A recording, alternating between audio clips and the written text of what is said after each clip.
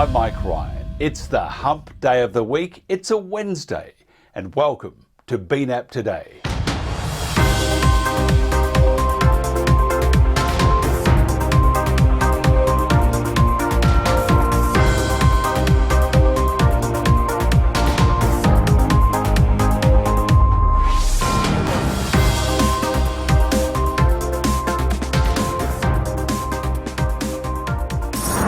COVID-19 has brought home to many economies just how exposed they are to supply chain disruption and their dependence on China for supplies of critical need. John Blackburn is from the Institute of Integrated Economics Research in Australia. John, thank you very much for joining us. A recent report looked at the implications of the COVID-19 pandemic for Australia's foreign affairs, defence and trade. Can you give us a summary of this report? Yes, we pulled this together for presentation to the Joint Standing Committee of Foreign Affairs, Defence and Trade's review or investigation into COVID-19 impacts. And what we're basically saying is that the coronavirus pandemic has exposed a global lack of resilience. And that's largely as a result of a collective failure for preparedness. In other words, people are reacting to this crisis, but the preparation was pretty poor. There are some exceptions around the world. What we needed to do globally was to act on national risks and vulnerabilities and assess those and how they're changing and prepare for these types of crises. And that's something we didn't do very well. And that's why we've produced this report. Tell us about the Henry Jackson Society report of 14 May 2020, Breaking the China Supply Chain, how the Five Eyes can decouple from strategic dependency. One of the things we were looking at is what reports or assessments have been done about supply chain dependencies and risks. So as we come out the back end of the pandemic and start to think about improving our resilience, what already exists out there? So we don't have to do another Royal Commission and years worth of inquiries. A couple of interesting reports. One of them was this Henry Jackson Society report from the UK in May of this year. And what they did, they looked at the dependencies of the Five Eyes nations, United States, Canada, UK, Australia, New Zealand, on exports from China. And what they found that as Australia was the most dependent on China for our imports. And they said, look, there's an issue here about strategic risk that comes out of it. And essentially what they're saying is that we have to identify those strategic industries, those that support critical infrastructure, and make sure that we look at those and key technologies to ensure that we have sovereign capabilities where necessary. This is not completely self-reliant, but also a diversity of dependency. In other words, don't be overly dependent on a single country, particularly in this case, if it's China. And they were talking about communications, energy, healthcare, transportation, water. And then they started talking about sectors like banking and finance, emergency services, food, information technology. And they identified a whole area of critical technologies. And they said, these are strategic because they provide a significant technological and economic benefits to the countries that lead in them. And that if we don't have a degree of leadership, then we're following the other countries that do have those capabilities.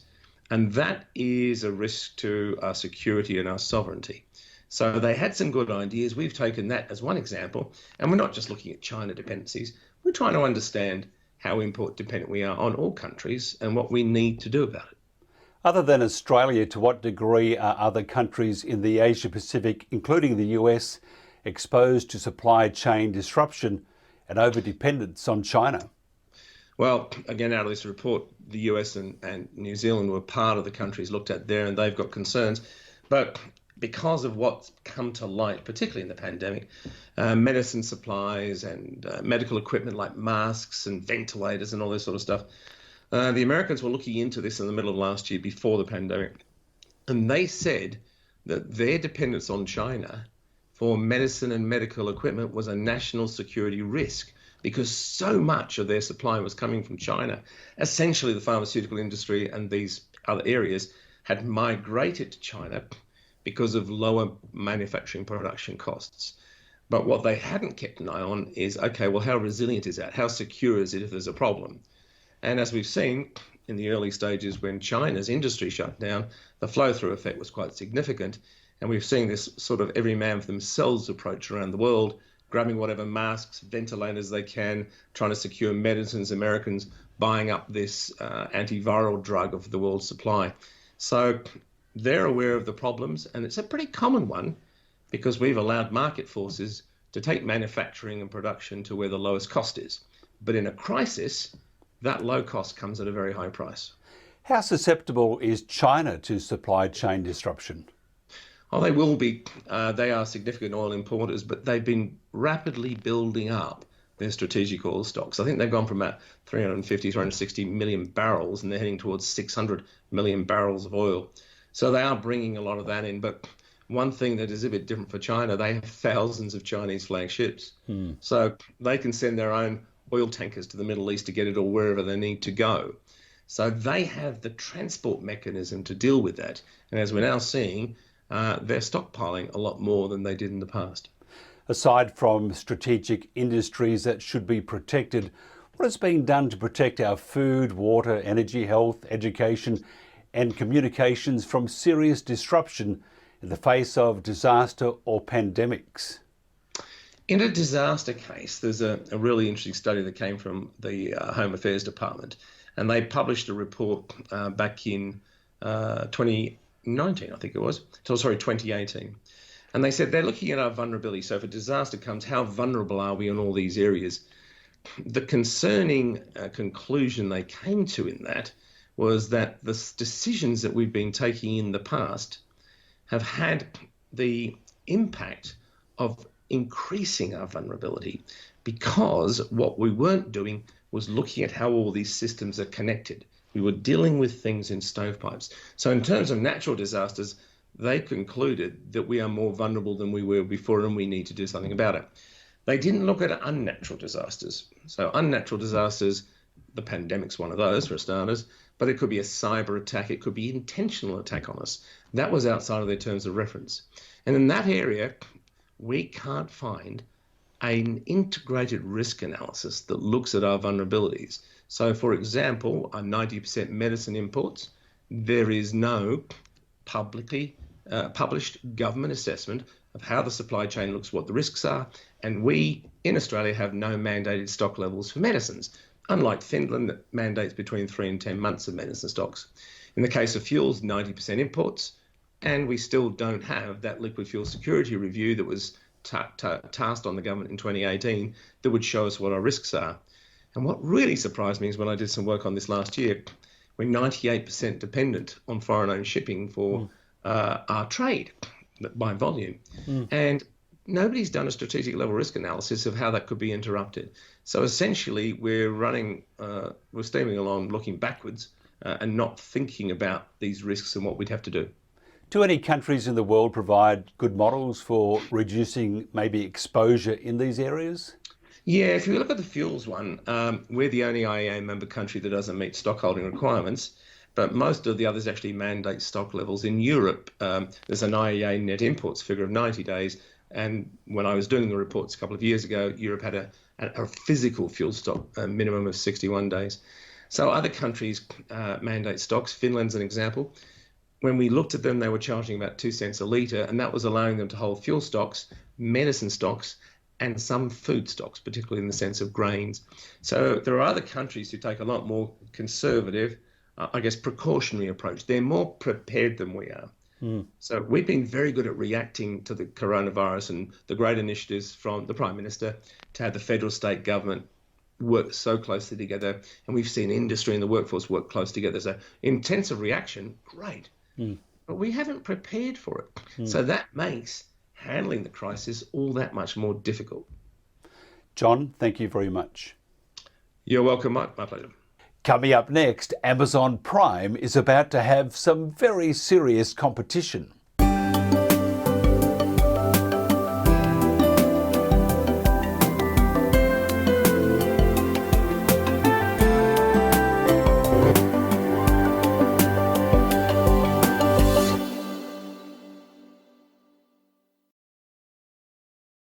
We are Lions.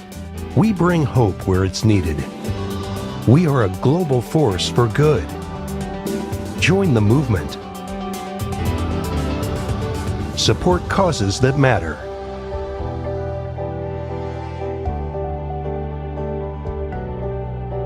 Change lives. Change communities. Change the world.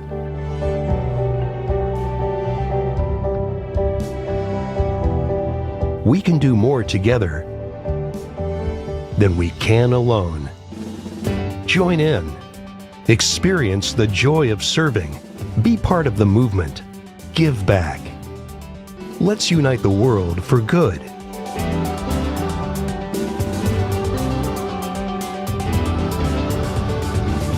We are lions. You can be too. Visit weserve.org. Walmart is close to launching its membership program in direct competition to online retail giant Amazon.com's overly popular Prime service, according to a published media report citing sources. Conway G. Gittins has more. Walmart is reportedly prepared to step up its online fight with Amazon.com by launching a membership program to compete with the online giant's very successful Prime service.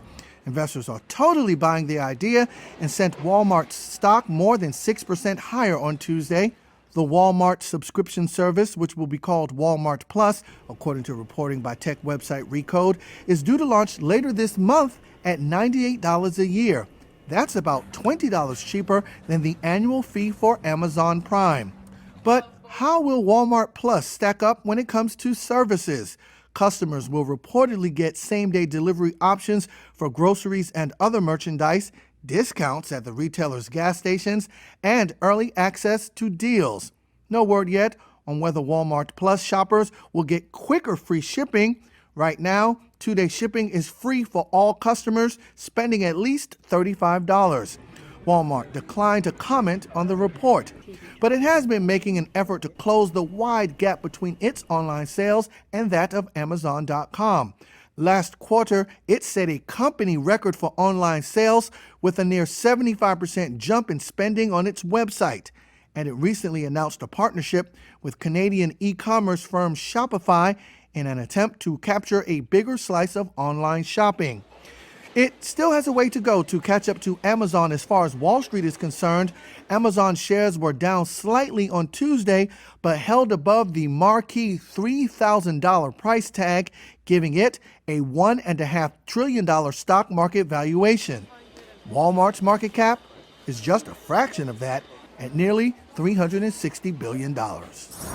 China-US relations has been a hot topic due to the crippling impact of the virus and the wide perception of China's growing aggressiveness on the world stage. David Dollar from the Brookings Institution offers some insights. David, thanks for joining us. Yeah, no, it's great to talk to you. In China, has the initial recovery after the first wave of COVID held up? Yeah, in terms of the pandemic, there's obviously been a little bit of resurgence, but China's done a good job overall. And its reward for that is its economy is bouncing back surprisingly quickly. First quarter was devastation, frankly. Second quarter, probably GDP growth is going to be right around zero. And in today's world, that's good news. It means China's back to about where it was a year ago. But it's uneven. Sectors like construction are booming. People are not traveling and going to entertainment as they used to in the past. So some sectors are hurting. Other sectors are booming. On average, they're back to where they were pre-virus. Will the Chinese economy be severely affected from COVID's effect on the rest of the world? Yes, absolutely. So when China first started opening up at the end of the first quarter, manufacturing came back pretty quickly. It was easy to get people back into big factories, harder to get people into offices or going to service establishments. But that manufacturing resurgence was short-lived because the world economy is in recession, so China's exports are down very sharply. I don't see that changing this year, and so that they're going to have to rely on other sectors. That just makes it harder, but they're less export dependent than they were back in the global financial crisis, if you remember. So they should be able to weather this, even though exports will be a drag. What level of slowdown would affect China's ability to buy more US product under phase one of the US China trade agreement? The level of slowdown China has right now is definitely affecting its purchases from the United States in this phase one trade deal. Even though China's back to about where its economy was a year ago, imports into China are down considerably. Imports from the United States in particular are down pretty sharply. So far, China is not meeting its commitments under the agreement. The U.S. administration's been pretty tolerant up till now, recognizing the effect of the recession, but this is definitely affecting U.S.-China trade. It appears phase one of the trade deal agreed in January is not yet at risk, but despite these escalating tensions, is this your assessment? Yes, so the two sides are talking a good game. They say the agreement is still valid. China's making a good faith effort, particularly in agriculture. But as I said, their actual imports are down compared to a year ago or compared to 3 years ago. I think in the end, it's going to be a very political decision on President Trump's part. Right now, he's trailing pretty badly in opinion polls. If that's the case coming into the fall, he might reconsider and decide to ratchet up the trade war against China. On the other hand, if things are looking brighter for him, he's probably not going to rock the boat. So you got really politics that are going to weigh in. The economics of the deal, with both economies in recession, it's really hard to meet those targets, but then politics will probably be determinant. From your knowledge of US-China relations, is it on a knife edge, or do both countries probably have too much at stake? My instinct is to say both, which I realize is inconsistent. The positive news, I think, is both countries do have a lot at stake. President Trump has done some hostile things, but he's talked about some more extreme measures. And whenever he does that, the stock market, the U.S. stock market falls.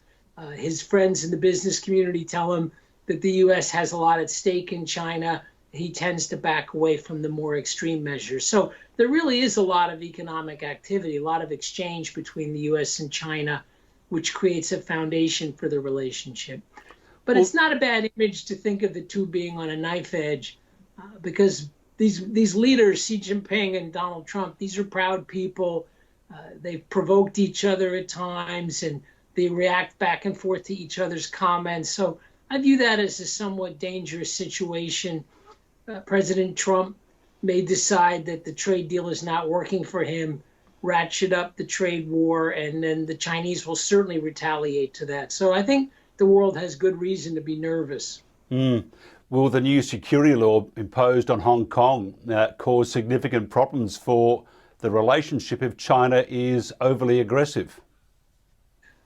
The law is definitely a problem. The U.S. administration and Congress have responded with different measures.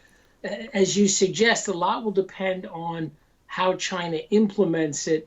The activities just in the first few days of July were not encouraging, with essentially going through libraries, trying to root out certain books, arresting a number of key activists. So that is definitely a bad situation that we need to keep an eye on. China's been very aggressive of late to many of its trading partners. What are they trying to achieve?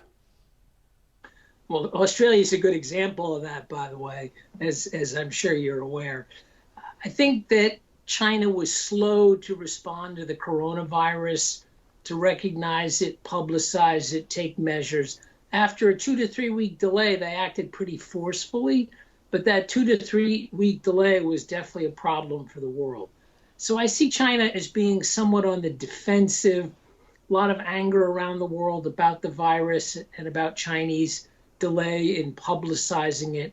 So in some ways, this aggressive campaign is, we have this saying, I don't know if you have it in Australia, but we often say that the best defense is offense. Mm-hmm. And so instead of defending itself, which China, of course, is doing, but they're also going on the offensive, being aggressive in terms of some of their neighbors. You had the military action with India, which was quite tragic.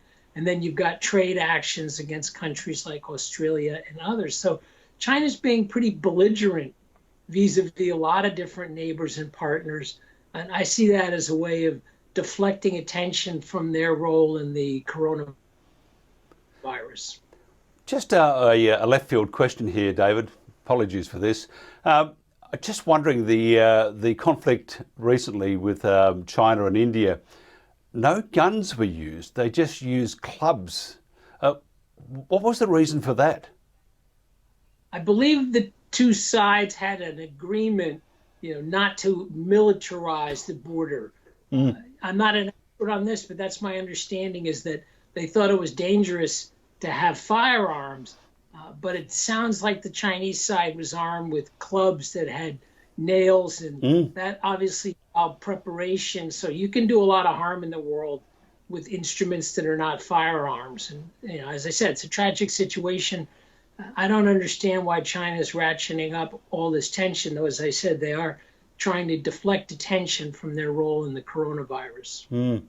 Could you tell us something about the Belt and Road Initiative, and if there is anything positive about it?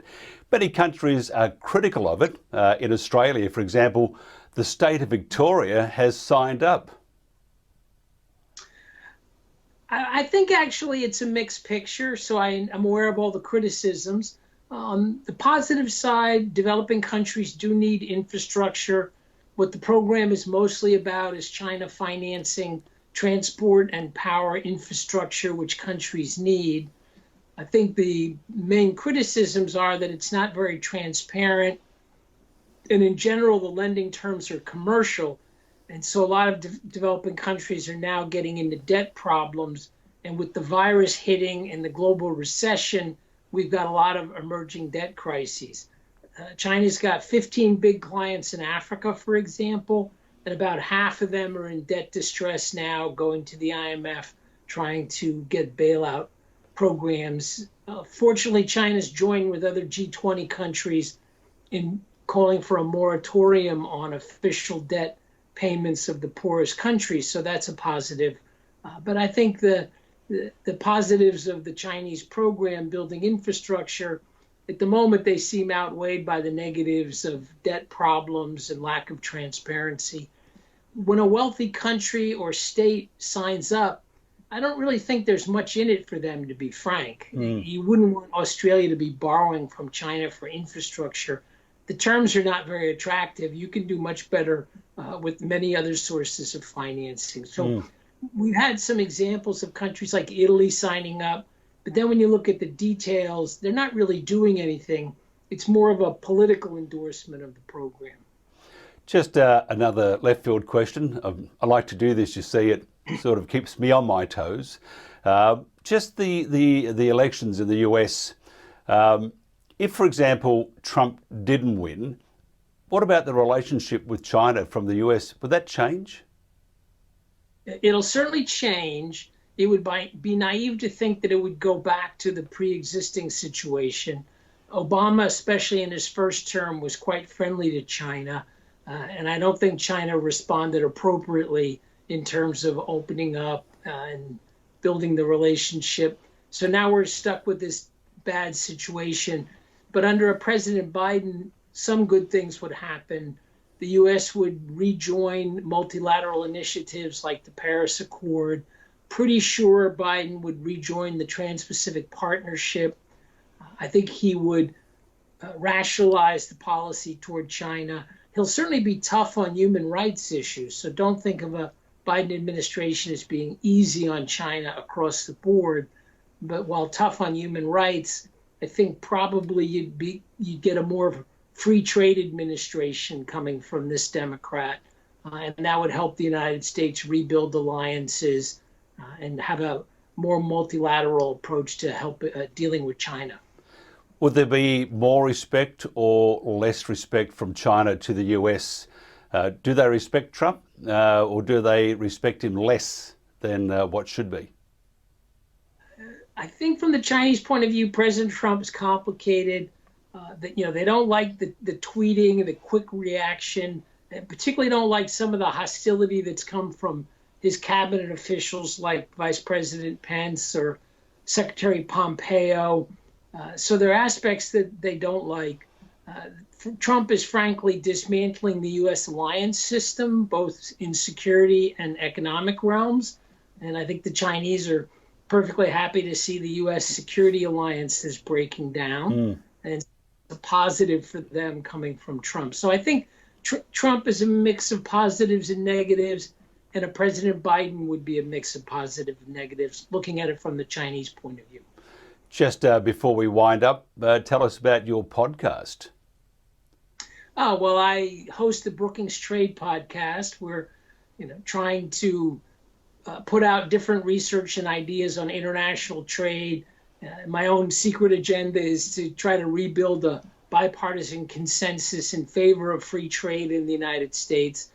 There are a lot of complicated issues because trade impacts the environment and inequality, labor, all kinds of issues. So we interpret that broadly.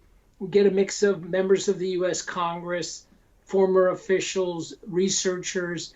I've had some good participants from China, Vietnam, other developing countries in order to bring in different perspectives. Had Warwick McKibben from Australia. So we try to cast the net pretty widely and have a really international podcast.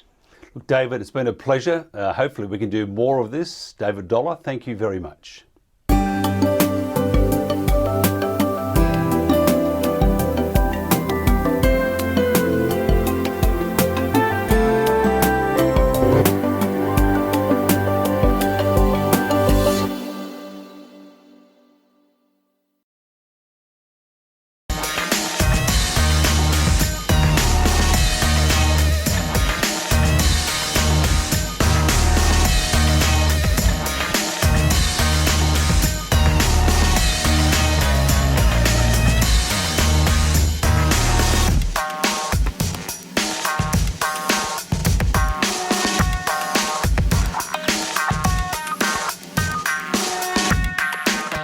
As Las Vegas slowly reopens, the hospitality industry is going overboard to make sure visitors feel safe and to make the precautions the pandemic requires feel luxurious.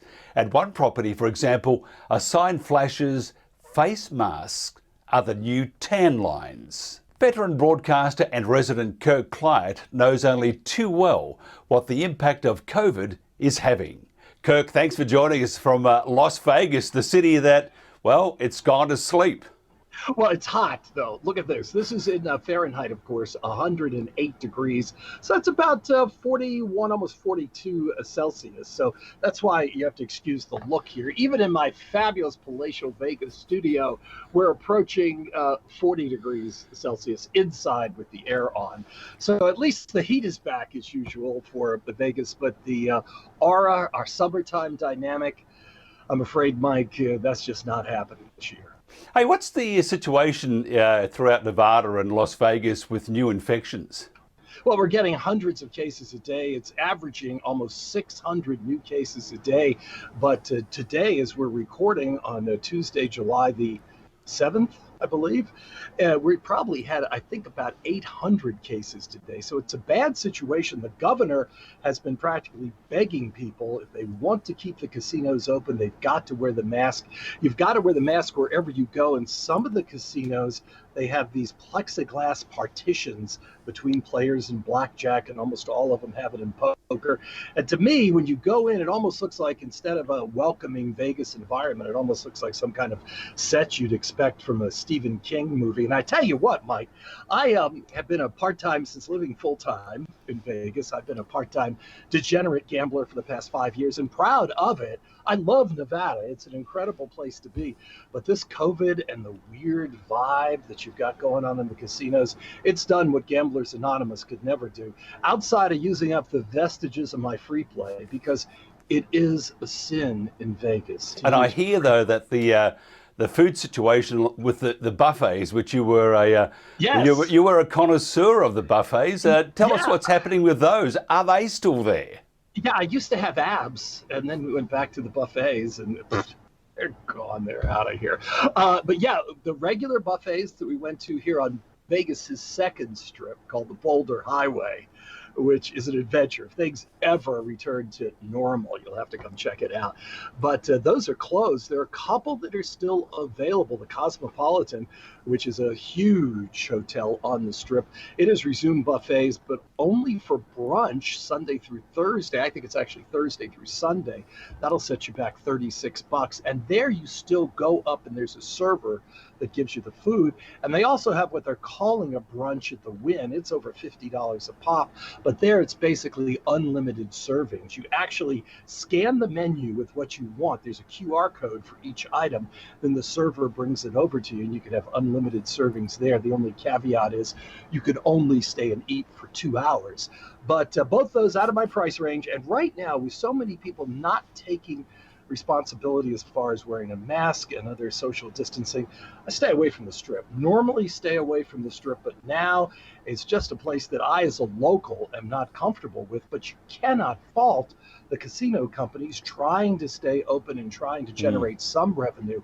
But I look at some of the properties and hotels and I have to wonder, with the limited amount of business, does it actually make sense? Are they actually making money by being open? Maybe they're hoping just to break even and things will improve. But it's a crazy, crazy situation. We're basically trapped here in the United States. I mean, we could go to California, but you never know when the beaches are going to be closed or open.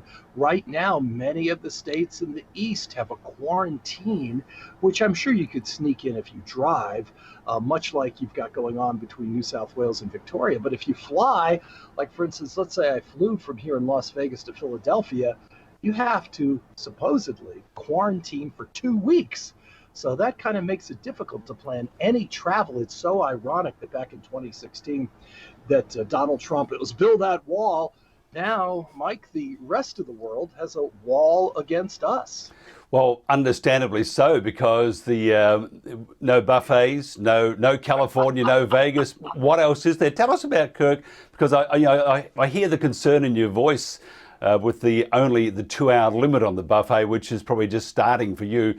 What other restrictions do we have in Sin City? Well, basically, there are no shows, and those famous adult entertainment spots, like Little Darlings, where I will give them credit. They are right on I-15, the main drag, the interstate drag that goes from Salt Lake City in Utah down through Los Angeles and right through Vegas, right on one side of the Strip.